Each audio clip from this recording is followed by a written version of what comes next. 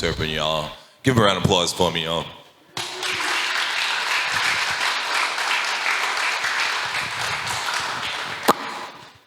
What's up, Mike? So he's also like my adopted uncle too. You know, like I adopted him and like his wife Maxine, Senora Drip. I hope she's doing all well, okay. But ultimately, we're here to talk about your Sim Dogs project, which unfortunately the artwork we're not able to display it here. But you guys check it out. What's the website for it again? The website. So the website, which should be up tonight. I was just seeing if it was live already, but it's populating. Which will include the pre-mint, is at simdogs.com, as well SIM dogs, as well as simdogs.xyz. At some point, they're going to split where the pre-mint is on XYZ and the mint is on XYZ, and sort of the more narrative story is there. But this is still, kind of. We did a sneak peek at NFT Tuesdays last week with nothing up, just sort of showing a PowerPoint and some of the art. I do have a PowerPoint. I didn't expect to even would have a screen, but if you did, you'll be able to see it on the. You'll certainly be able to see it now on the site when it goes live. If for some reason, because it's supposed to be populating right now, you want to see it beforehand, it's pointing to the pre-mint page, which is premint.xyz/simdogsxyz. So that's live right now. You can sign up. You can go and, kind of jump the line. I'll explain what pre-mints are for those of you who don't know when we're talking a little bit more about the project. Excellent. So let's talk a little bit about your SIM card hacking experience. Again, for those who've never heard the story before, we'll just go a little bit, touch on it. Back in 2018, was it?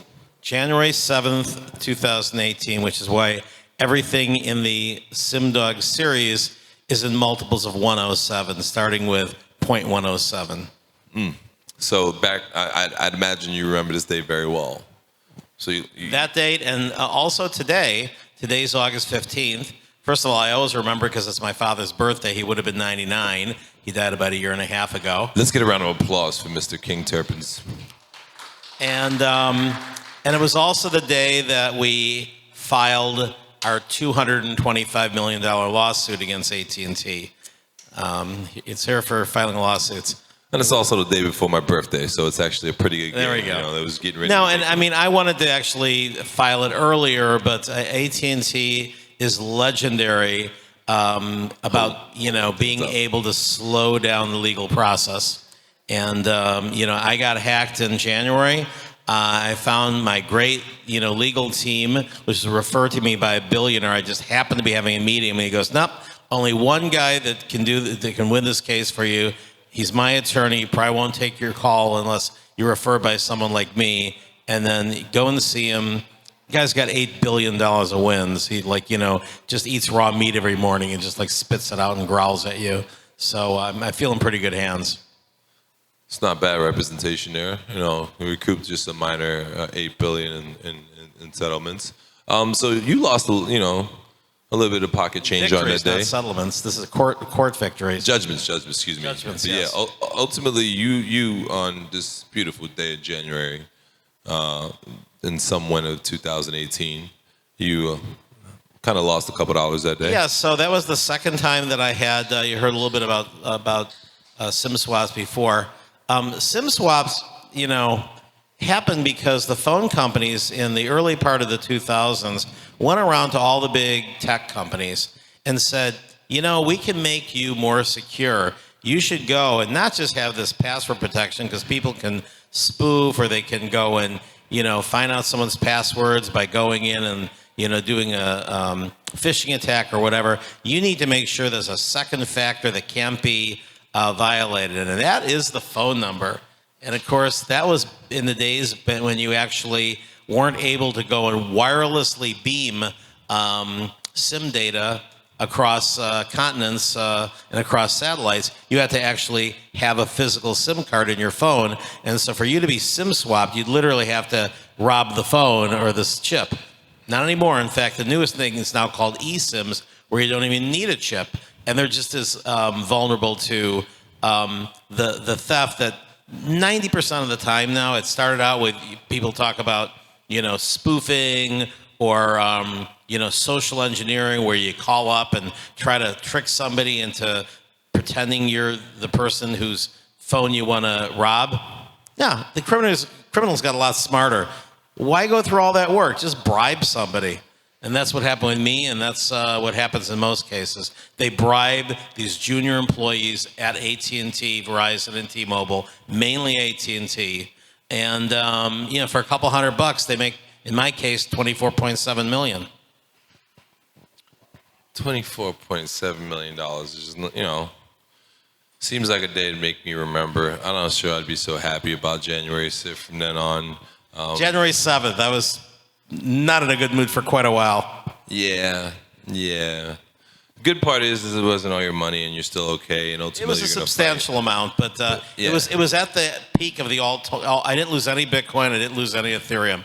I lost, as is colloquially known, shitcoins, but it was primarily it was one particular coin, which I didn't name in the lawsuit, but it was mentioned in the Rolling Stone article. It's called Triggers. Triggers was, one of the things I do in life is I've run a series of PR firms, and in crypto, I had the very first PR firm in early 2013, Transform PR, which is part of Transform Group. And, we launched the first ICO in 2013, Mastercoin. We launched Ethereum in 2014. And, a lot of startups, which I've done previously when I did, PR in the .com world and then in the social media world.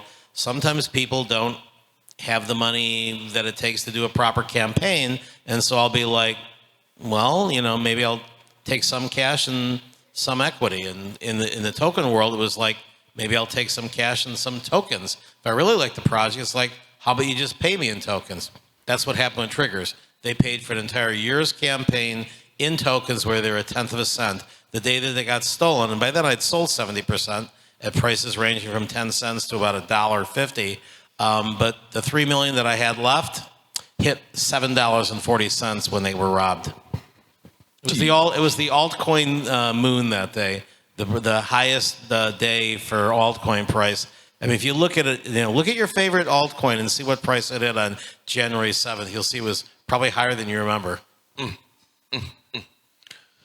So you wake up on January 8th and you're 25 mil lighter. January 7th of 2018. I don't know how, I don't know how it took that day. I'd probably went back to bed, bro. I didn't go to sleep for a couple of days. Are you kidding me? I was trying to figure out what happened. Okay. So fast forward, obviously, you get this law, and then, you find out it's like the best part. It's a 16-year-old kid ultimately responsible. 15. Yeah. So I'm still under the impression, we've talked about this several times, I'm still under the impression you should give this kid a job. This kid's a genius. 15 years old, he was incredible. Well, he was a con man, but he was a genius. I think he should get a job, but he should give at least half of that income to me until I'm paid back. Oh, I agree that too. But listen, this kid was 15, and listen to what this kid did. Go ahead. Yeah, and it took a while to find out that it was him. He was pretty good at covering his tracks.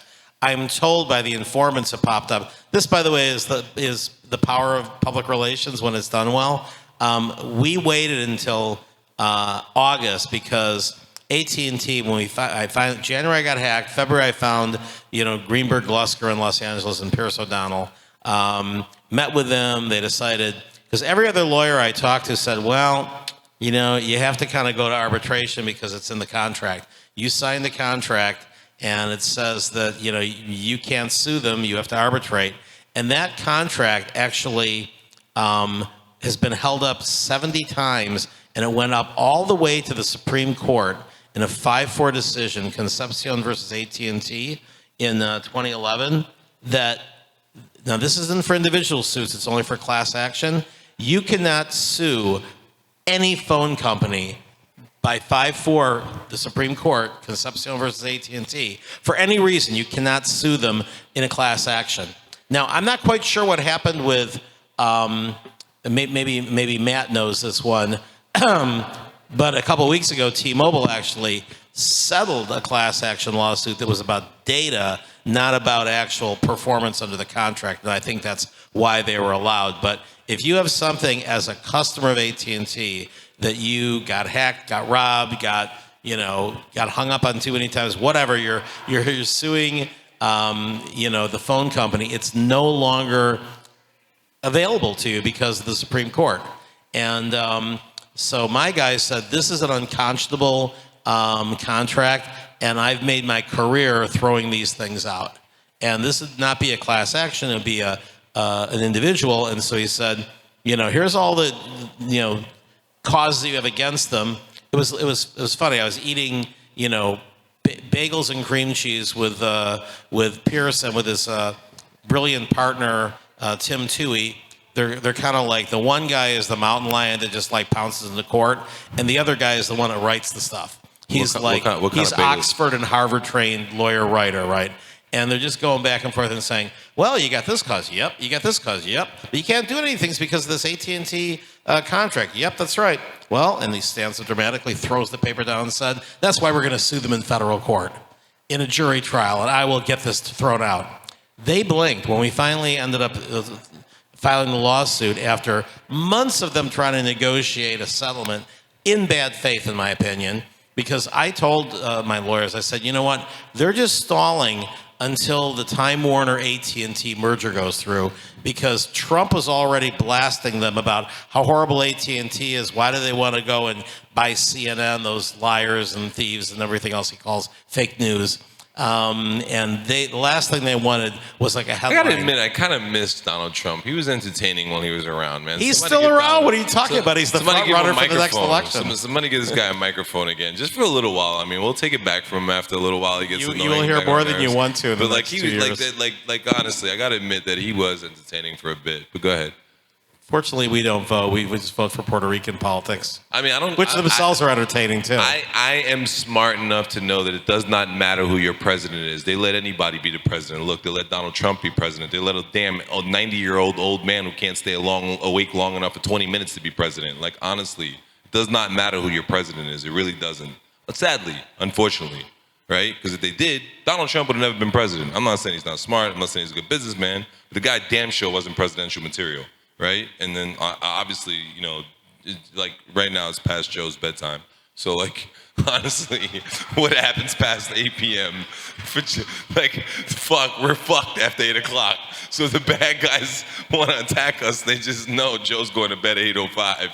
So they get us at 8:30. We're fucked. Joe's not going to be able to wake up. So thankfully, Joe's not running the country. It's a joke, y'all, on y'all. But go ahead. The Pedro comedy show here. Right. Tune in every Monday night. Right. So no, basically we ended up waiting, and I knew that they were just stalling and trying to make me spend money, which I had to spend a couple $100,000 just going to a federal judge for a mediation. At which point they said, our final offer to you is $0.00 because we're not criminals. Go after the criminals. And of course, I knew that was coming. And my attorney was just like, well, you have to kind of give them the courtesy of making an offer. And then they came back and said, so how would you like to have a second mediation? It's like, do you have a higher offer to start with? No. So that's when we sued 4 years ago today. And I was saying about the power of PR. As soon as that, I started, the first PR firm in crypto. I got a lot of people working for me still in that group. I don't spend a lot of my time on that anymore. I'm spending more I'm working on interesting projects like the one tonight. I'm very interested in, kind of being a creator in the NFT space and not just a marketer. And also, I started Coin Agenda, which Puerto Rico Blockchain Week is coming up in December. I'm sure I'll be talking with you guys, with Pedro, as the days get closer to that. We've got some surprises for y'all. Yeah. In fact, Timothy Lewis, we must discuss Puerto Rico Blockchain Week. But yes. So Puerto Rico Blockchain Week, let's give it a quick little buzz. December 4th through the 9th. Is that date? December 4th through the 9th, right after Art Basel. Monday through Saturday of that week, we're going to kick it off with the opening party. It's all going to be at Vivo Beach Club the entire first day. Crypto Mondays that night with the opening birthday, with also Mike Terpin's opening ceremony for Coin Agenda. Coin Agenda will be Tuesday and Thursday. Tuesday and Wednesday, excuse me. Thursday will be Sovereign Man, which is the Uncommon Entrepreneurs Conference, and Friday will be Limitless, and Saturday we'll have a waterfall party in Charcoal the Hippie, a waterfall party. So It's gonna be pretty dope this year, y'all. We can't And wait. 3,000 people come into Puerto Rico last year for Puerto Rico Blockchain Week, and we're gonna try to beat that this year. We're renting 10 buses. The buses hold 50 people apiece. So you combine that with all the people that live here. That's for the waterfall party on Saturday. So I anticipate the waterfall party to be incredible. We're gonna set up. If you've been to Chargle the Hippie, you know what it's shaped like. We're gonna set up the DJ booth right on the rocks, right in the middle. We're gonna run generators out there, and it's gonna be fucking epic. I can't wait. And last year, our legendary dinner at Coin and Agenda, we always pick special locations. Last year, we did it at the Conservatory of Music in Miramar. This year, we're going to do it at my new home in Beverly Hills, and we're going to get it ready for 1,000 people. Oh, I'll be there. And if anybody's ever been to any Mike's places, you know he's got a couple dollars. I mean, the man had 25 mil on his phone. So, but yeah. So with that being said, let's talk about Sim Dogs. Let's get to it. Okay, so great. So basically, the 15-year-old, to fast track it, the 15-year-old, I found out because I ended up going and getting Reuters to write the story about the lawsuit. And when that broke, everybody in the world wrote about it practically. I mean, I got so many calls about it. And that brought informants out of the woodwork. I mean, all of a sudden, every week I was getting somebody calling us, usually at like 8 a.m., on auto-tune from like a burner phone giving me tips. And that's how I found about Pi, which is the nickname for Ellis Pinsky. That he was the ringleader, he was 15 years old, and Nicholas Truglia, who is now in jail awaiting sentencing. Those were the two ringleaders. Truglia was 20 at the time, and Pinsky was 15. He apparently had been hacking people as a ringleader since he was 13. I'm told that this was supposed to be his grand finale at 15, and then he was going to like retire and just keep his couple of $100 million offshore. But I was able to go and, you know. This kid is going to get a movie. Like, honestly, I'm not saying he's going to make money. I hope he gets a movie because this kid is going to get a movie. I will have a judgment. So. This kid was not playing, man. This kid was doing like big things. You got to think about it. He was 13 years. He was 15. He hacked him for 25 mil. That was not everybody he hacked. He was scheming with AT&T employees and getting people's SIM card informations and their wallet informations at a time when the altcoin market was running through the roof. This kid was getting paid all over the board. He was 15. So he basically put together a gang, and I like to compare the gangs. This was called the Community. There was another gang called something else, but most of these guys met each other on video game discords. Where else would a 15-year-old meet somebody? Yeah. Well, actually, one of them they recruited from like a sneaker like trading thing. They were getting people from the sneaker trade. I still want to give him a job, Mike. You ain't gonna be mad at you, are we? So basically, somebody get me. If you're watching, I'm pretty confident you're watching. If you're watching, reach out to me, kid. I got you. Yeah. So anyway, I'm losing track here. So basically, one of the days that the guys on Autotune that would call me every morning was able to lead me to Pinsky through Chris David, who was an informant who basically was workout partners and video game pals with Truglia. They worked out at the same gym, which was in this building that Truglia, an unemployed college kid that never went to class, and yet was able to afford a multi-million-dollar apartment in New York. Well, what the hell? Yeah, and so he would just sit there and he'd work one day a week. He would hack people on Sundays. The rest of the time, he just basically went out, getting bottle service every night in New York for $2,000 a bottle. Buying stuff for all the club girls and everything, and the 15-year-old will do the same. And because they were hacking, tens of millions of dollars. I was certainly not their only hack. This guy was doing it every weekend. He's right now facing charges on 6 other SIM swaps that he's been arrested on in California, plus the one now that he plea bargained and he's awaiting sentencing. By the way, while he was waiting sentencing and we were contesting the plea bargain, because he said my only involvement in the crime was what he plea bargained to, which was unauthorized use of a Binance account. And yet we have him on tape basically saying that he was a mastermind of it and that he all sorts of stuff. So we basically are contesting his thing while he was awaiting sentencing, and they let him out of jail to basically be under house arrest at his dad's house with the ankle bracelets. And one of the conditions of his release was that he could not touch any electronic equipment. He could only talk to the phone on a landline, right? somebody swatted the kid, when you call the SWAT team on them, and they came busting in. He had 30 phones and 40 SIM chips. He was like swatting, he was SIM swapping people while he was awaiting sentencing. That's how addicted this guy is. My mother taught me when I was a child, two people can't break their habits, thief and junkies, sadly. So, unfortunately, they're wired a certain way, and, I don't see him changing. I don't think he's going to hit me up for a job, but if he does, we'll still work So together. fast forward on to the actual campaign. So I've been now paying legal bills for 4.5 years. I'm a little over $3 million. And, now we're well through discovery, now going to depositions. All of a sudden I noticed my legal bills started going up from 50 grand a month to 150 grand a month. And it's no longer bull market time. And so about a year ago, I remember asking my attorney, it's like, what do you think about if I do an NFT that would be about aspects of my case, and I could, sell them, and if it does well, you'll get paid faster. And they're like, oh, bad idea, really bad idea, really bad idea. AT&T will crucify you. And then I looked to see if anybody had done it before. Nobody had done it. So I said, all right, let me put that in the side pocket. A couple months ago, again, when the bills started going higher, I looked again, and I saw that somebody actually had done it as a defendant.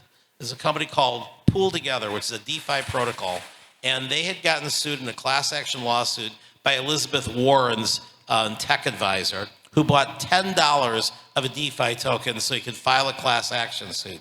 Basically say, I'm going to lose all my money, all $10, and everybody else who I'm representing in the class gets to sue for their money back. They also, second cause of action was that they should have filed with the SEC because they're trying to basically make crypto illegal. And the third one was, and this was hilarious, was they're suing for the environmental damage that was caused by issuing it on Ethereum. Like it's millions of dollars or something for a little DeFi token. So at any rate, nuisance lawsuit, but they have to defend it. And they were a smaller protocol, so they decided to go out to their community and start an NFT. It was a pretty simple NFT, didn't have a lot of provenance. It was very simple art. It just had a little bird called the Pooly bird, and they had 0.1 for supporter. They did 10,000 of those. They did 1 for what they call the jury. They did, I think, 1,000 of those, and they did 3 for the judge. There was a little bird with a little wig on it. And you didn't get anything different from getting anyone other than, I guess a larger amount of thanks. There was no provenance, there was no rarity, there was nothing like that. But Andreessen Horowitz bought one of the 75 Ethereum ones, the judge, and they ended up selling $500,000 the first day and hitting their goal of 1.4 million within 2 weeks. And we got a lot of positive press on that. And so I looked at that, I pointed to my lawyers, and they still were a little skeptical, but I finally convinced them that I wasn't breaking any laws by doing this. And so I started in June kind of putting this together. Found through a good friend in Hollywood who, nice thing about living in LA for 20 years is you get to meet everybody in the entertainment world, at least one step removed from them. I worked with will.i.am on videos, and we did the Yes We Can viral video that won a... Shout out to will.i.am. He dropped in Puerto Rico a couple months back. Puerto Rock Steady Music Festival in Vivo Beach Club. Awesome. All Black Eyed Peas, all of them were here. We hung out. We had a great night. Yeah, so we ended up doing a viral video with him for the Yes We Can. If you go back and just look at Yes We Can, I showed it to people 12 years later, and they sometimes tear up at such an emotionally packed video. And again, he did the art, we just did the marketing, but we ended up getting 50 million views in a very short period of time. Many people said it turned the tide of the election for Obama to beat Hillary in the primaries and then go on to win. And as part of this SimDog campaign, I'm planning on doing a viral video around my letter to the FCC that I put out 3 years ago during the Trump administration, asking them to change the rules. Now under Biden, they proposed rules a year ago, and AT&T is blocking them, saying, oh, no, if you change anything, it's going to make it worse for the consumer.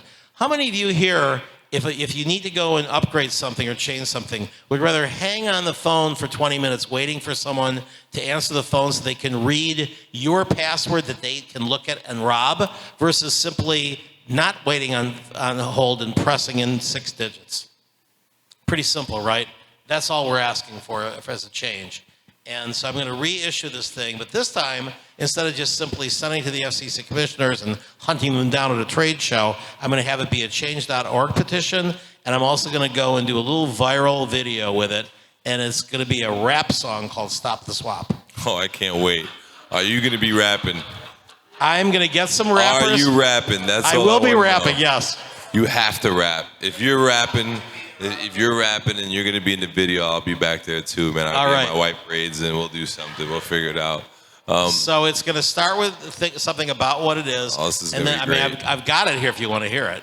I mean, we'll get to it later. Okay. We'll get to it later. It's still not final. We're I'm running. hoping We're running recruiting late. some top- My AV guys. He's looking at his watch already. We're running. All the right, bill at any up. rate, so you can see there's a lot of creativity is coming here. Anyway, Andrei Mirapolsky is the artist. You can look him up. He's in Wikipedia. You know, famous for a number of things, including they had a series of famous artists that did Absolute vodka bottles on big billboards in Times Square and Sunset Strip, and he actually got to do 2 of them. I think even Chagall only had 1.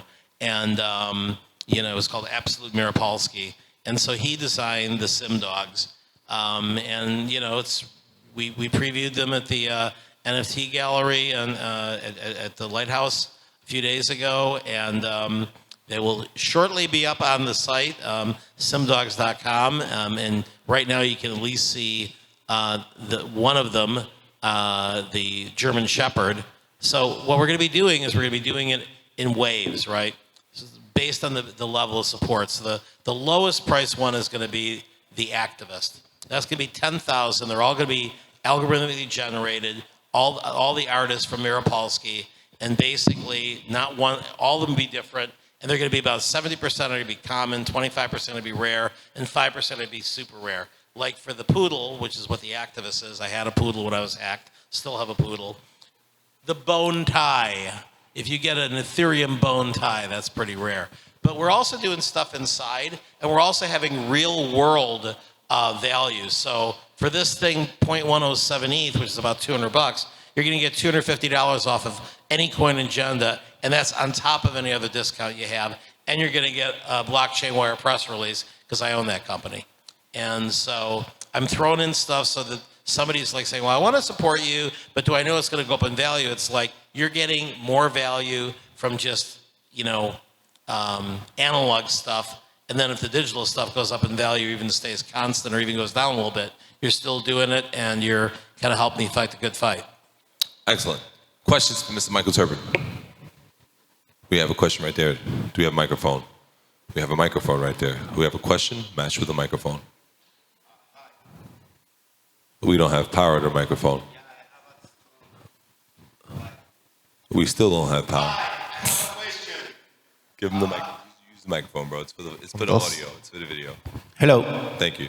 Yes, my question is regarding the money. Like, what's gonna come up? I know you are in the process of the claim, but do you see the light at the end, or do you think that this is not gonna? He's got his eyes on the prize, Mike. The 25 mil. What's up? We gonna get it back? Well, that's the hope. I mean, the reason I'm fighting this is for 3 reasons. Number one, I want my money back. I've gotten $2 million of it back so far. 2? $2 million. Yeah. That's not 25. But No, it's a good start. that was from the 15-year-old. Because my badass lawyer sent another badass lawyer who can practice in New York down to his mom's basement, and we had information that he had $100,000 plus in cash under his bed. We took it. We basically, you know, kind of convinced because the mom. This kid is a gangster. Living in his mom's basement. 100 G's under the bed. Yeah. He gives him 2 mil, paying him off. Just shut up. Hold that. I'm saying, where is this kid at, man? I'm invited. You're invited to my party. It's tomorrow. Come see me. Go ahead. I'm sorry, Mike. I know he got you, but the I was kid going to was a say, gangster. I've got some badass Mike, lawyers. I'm sorry, Mike. I know he got you, but you got to admit, this kid's a gangster. He's 15 in his mom's basement with 100 G's under the bed. 128 to be specific. And he was also like, you know, just laundering stuff left and right. He was buying like APs and Richard Milles and put him into safe deposit boxes. And he's got good taste in watches. Yeah. I was going to say, I had a lead on where This kid's got a bright future. How old is he? He's now 20 and he's in college. Why? And the reason he's what in do you college bother for? What are they going to teach him? What are they going to teach him? Huh? No, man. He just needs a little bit. He just needs a little guidance in life. I think he's just hiding in Something plain to come sight. meet me. We have a good conversation. He's hiding in plain sight until he thinks it's safe to go and move the money. I just think he my needs a informants girlfriend tell or me two. that he's got it laundered all over the world. I think with a good girlfriend, maybe 2, he'll be fine. Come see me. Anyway, go ahead. Yeah. So I believe we have a very good chance of getting.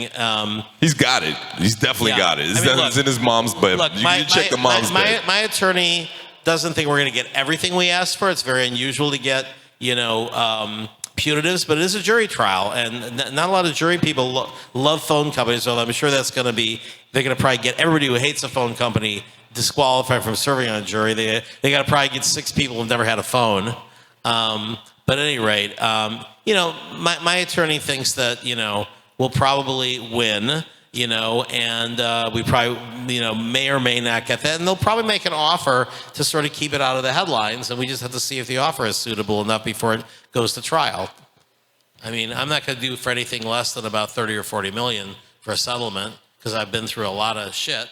And if, and they have to decide, are they feeling lucky? Are they going to have a jury that wants to reward them? Look, T-Mobile just settled for $500 million on a data breach thing in a class action suit. If I was that kid, I wouldn't think I was lucky. I'd think I was blessed by God to do it. Remember, I'm not suing a kid. I'm suing AT&T. I'm negotiating with a kid right now because we are actually in a lawsuit for a RICO action against him. And, we're negotiating to just make it 1x instead of 3x if he cooperates. The other end is give the kid some time. Testifies against AT&T about how he hacked them. Give him some time. I guarantee you the kid is going to get more money. 0 chance in hell that kid stopped making money. But go ahead. Next questions. Anyone else? All right. We got. And Michael, hey, how are you? Hey. How can we support your efforts to increase security? Buy SimDog NFTs at SimDogsNFTs.com. Yeah, but you were talking about, sort of things that are simple that end up not being so simple. You call in, you have to provide your PIN code, your password. What can we do to kind of help? The simplest thing is I'll be launching over the next couple of weeks. I was hoping to do it today, just ran out of time with everything else going on. I will be launching my revised open letter to the FCC, and I'll be launching it as a change.org petition. So I'll be spreading that around social. Just sign that, and you'll get a little SimDog Poe app as a measure of our appreciation for that. And that's really where we're going to then try to get that going viral with the rap. If you want to join the rap and you can sing, or you can just participate or get somebody else who's a good rapper, let me know. But we just think that the visibility is going to be helpful in putting pressure on AT&T. And also, the Mobile World Congress is now post-pandemic meeting again in Las Vegas. It's the U.S. version of the big Barcelona conference. And all the members of the FCC go there.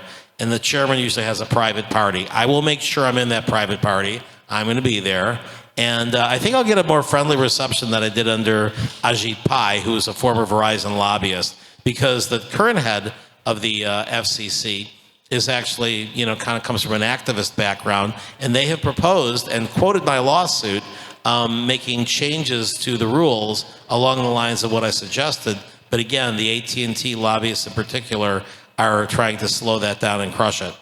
Well, I mean, I'm pretty confident you're going to get in. I've been to a lot of bougie-ass parties with you. You're really good at getting bougie places. So I'd imagine this place is going to be bougie as shit. So you fit right in, don't worry. You think I can get into? I'm sorry? Let's get a round of applause, Mr. Michael Terpin. You want to come to Vegas? Sure. I'll be there.